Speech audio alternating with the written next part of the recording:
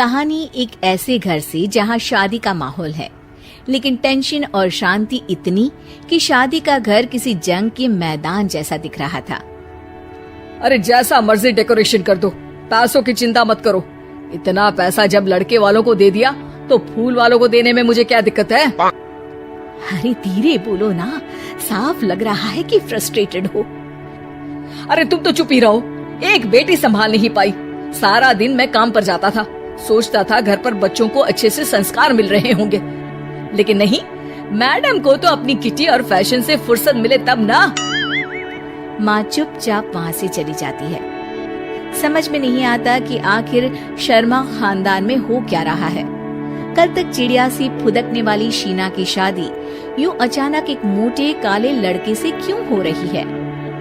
शीना कमरे में हाथ में गुड़िया लिए बोलती है, मेरे साथ जो हो रहा है ठीक हो रहा है। तुम तो सब जानती हो, साहिल मेरे लिए भगवान है। अब जब वो ही नहीं मिला तो फिर कोई भी हो, जिंदगी ही तो जीनी है, जी लेंगे। बाहर शीना की बुआ किसी से बात करती है। अरे मोटा नहीं, उसे तो खाते पीते घर का कहते हैं। अब ओबेरॉय का नाम भी किसी को बताने वाली बात है। उनका इकलौता लड़का तो करोड़ों की सामी तो है ही। अरे हमारी शीना बिटिया तो रानी बनेगी, रानी। इन सब के बीच कहीं कोने पर शीना हाथ में मेहंदी सजाए बैठी थी और आंखों में आंसू सजाए। और वो समय भी आ जाता है जब शीना मंडप के नीचे हाथ में वरमाला लिए खड़ी होती है, लेकिन तभी अफरा तफरी मच जाती है। कोई कहता है, अरे लड़के की माँ को हार्ट अटैक आ गया। अरे अच्छी खासी थी, कैसे हो गया? अरे कहते हैं ना, किसी किसी लड़की के पैर अच्छे नहीं होते। हो सकता है कि मनहूस है ये लड़की। शीना पास खड़ी सब सुन रही थी। फिर शीना अपने कमरे में आ जाती है।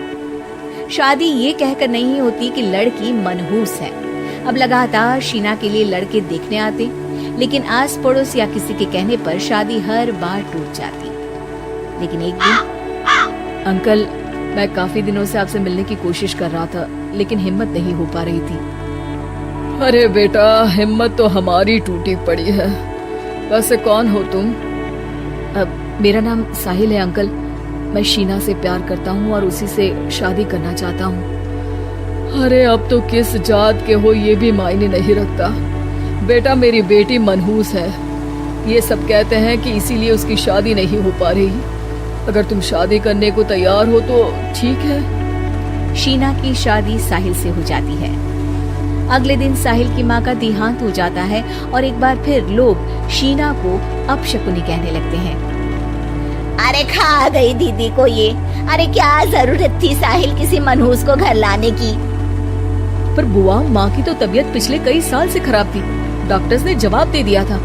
क्या पता ये भी उनका सौभाग्य हो कि वो बहू का मुंह देख पाई।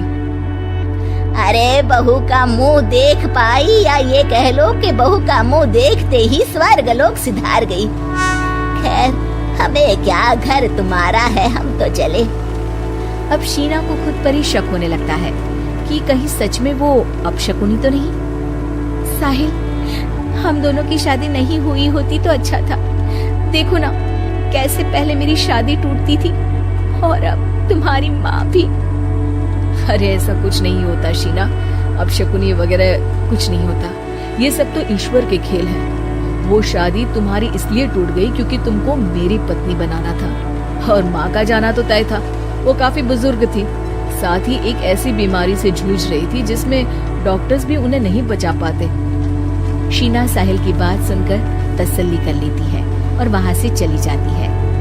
अगले दिन, शीना, अरे ओ शीना, क्या हुआ? उफ, कहीं फिर मेरी वजह से कोई नुकसान? अरे नहीं नहीं शीना, तुम जानती हो, जिस प्रॉपर्टी के केस को हम बरसों से लड़ रहे थे उस पर फैसला आ गया, वो भी हमारे हक में। अब हम करोड़पति हो गए शीना। शीना शांत रहती है। अरे क्या हुआ? करोड़ पत्नी बनकर तुमको खुशी नहीं हुई? शीना की आंखों में पानी आ जाता है। चलिए जी, कुछ तो अच्छा हुआ मेरी जिंदगी में आकर आपके साथ। साहिल शीना को गले लगाकर कहता है, मेरी नई नौकरी भी तुम्हारे ही आने से लगी। ये प्रॉपर्टी का केस जीता।